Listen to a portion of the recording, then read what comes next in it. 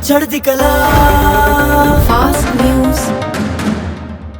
नमस्कार, मैं रचना शर्मा चढ़ती कला टाइम टीवी देख रहे सभी दर्शकों का स्वागत करती हूं। आप देख रहे हैं फास्ट न्यूज।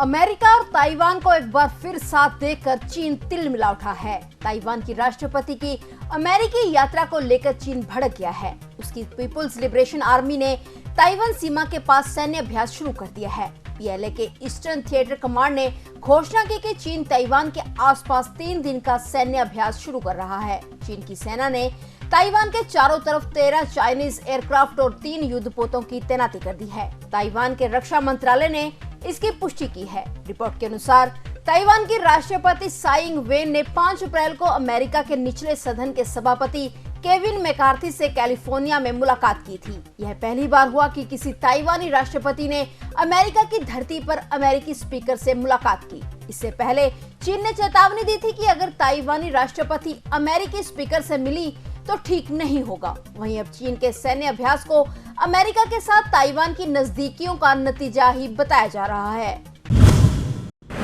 प्रधानमंत्री नरेंद्र मोदी आज तेलंगाना दौरे पर हैं, जहां वे आज विकास कार्यों का नींव पत्थर रख रहे हैं। इसके साथ ही वे तेलंगाना के लोगों को बड़ा तोहफा भी दे रहे हैं। इसके अलावा पीएम एक विशाल जनसभा को भी संबोधित करेंगे। पीएम मोदी आज सिकंदराबाद रेलवे स्टेशन के पुनर्निर्माण की आधारशिला रखेंगे, जिसकी लागत 720 करोड़ रुपए बताई जा रही है। इसके अलावा आज पीएम ने सिकंदराबाद तिरुपति के बीच चलने वाली वंदे भारत ट्रेन को हरी झंडी दिखाकर रवाना किया। ये 3 महीने के अंदर तेलंगाना से शुरू की जाने वाली दूसरी वंदे भारत ट्रेन है। प्रधानमंत्री शाम 4 बजे MGR Chennai central railway station पर एक प्रोग्राम में चेन्नई कोयंबटूर वंदे भारत एक्सप्रेस को हरी झंडी दिखाएंगे। कार्यक्रम के दौरान वे अन्य रेल परियोजनाओं का उद्घाटन और शुभारंभ भी करेंगे।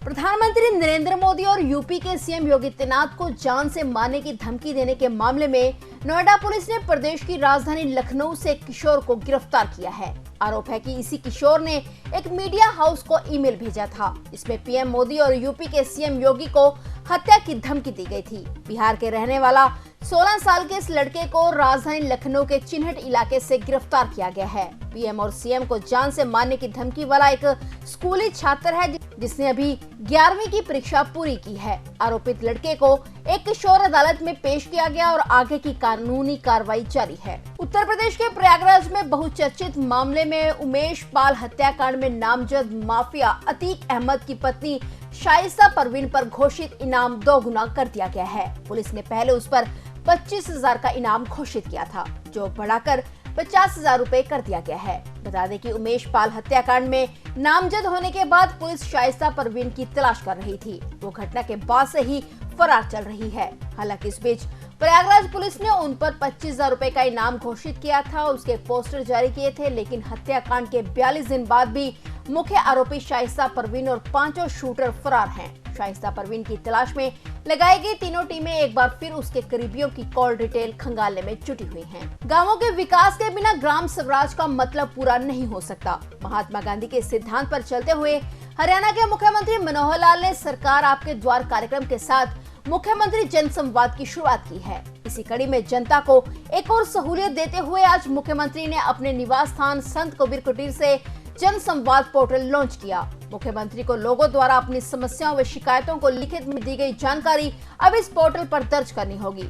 इस प्रकार की लिखित शिकायतों के कागजात कभी कभी संबंधित अधिकारी तक नहीं पहुंच पाते थे, लेकिन अब मुख्यमंत्री के कहने पर राष्ट्रीय सूचना विज्ञान केंद्र ने सीएम विंडो प्रणाली में ही यह जन संवाद मॉड्यूल विकसित किया है। इससे अब नागरिकों की समस्याओं का जल्द ही समाधान होगा।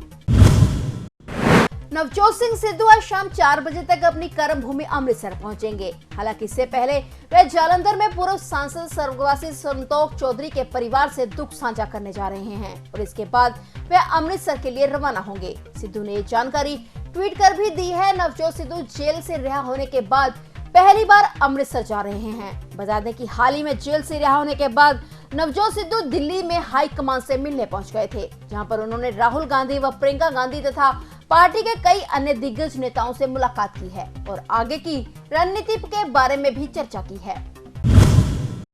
अडानी टोटल गैस लिमिटेड ने सीएनजी की कीमत 8 रुपए 13 पैसे प्रति किलोग्राम और पाइप्ड नेचुरल गैस की कीमत में 5 रुपए 6 पैसे प्रति क्यूबिक मीटर की कटौती की घोषणा की है। नई कीमतें आज से लागू हो गई हैं। अडानी के अलावा गेल इंडिया की सहायक इकाई महानगर गैस लिमिटेड ने भी सीएनजी की कीमत 8 रुपए और पीएनजी के दाम में 5 रुपए की कटौती कर दी है। दोनों कंपनियों की घोषणा सरकार के एक फैसले के बाद आई है, जिसमें केंद्र ने प्राकृतिक गैस की कीमत तय करने के लिए नया सिस्टम लागू कर दिया है। कंपनी का कहना है कि कीमतों में कटौती से पेट्रोल की जगह सीएनजी का इस्तेमाल करने वाले 40% और एलपीजी की जगह रसोई में पीएनजी का इस्तेमाल करने वाले 15% की बचत कर पाएंगे।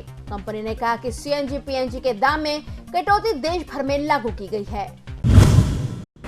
देश में कोरोना के मामले लगातार बढ़ते जा रहे हैं। पिछले 24 घंटे में कोरोना के 6,155 नए मामले सामने आए हैं। इसके बाद एक्टिव मामलों की संख्या 31,194 हो गई है। वहीं महाराष्ट्र में पिछले 24 घंटों के दौरान कोरोना के कारण 3 मरीजों की मौत हो गई।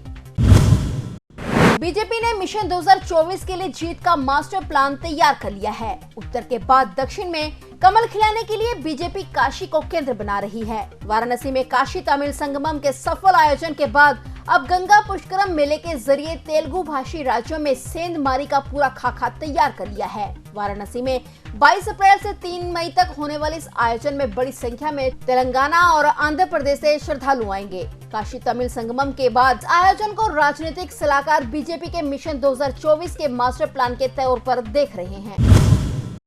उत्तर प्रदेश के बलरामपुर जिले में शनिवार सुबह एक बड़ा सड़क हादसा हो गया, जहां ट्रक और कार के बीच हुई जोरदार टक्कर में एक ही परिवार के 6 लोगों की दर्दनाक मौत हो गई।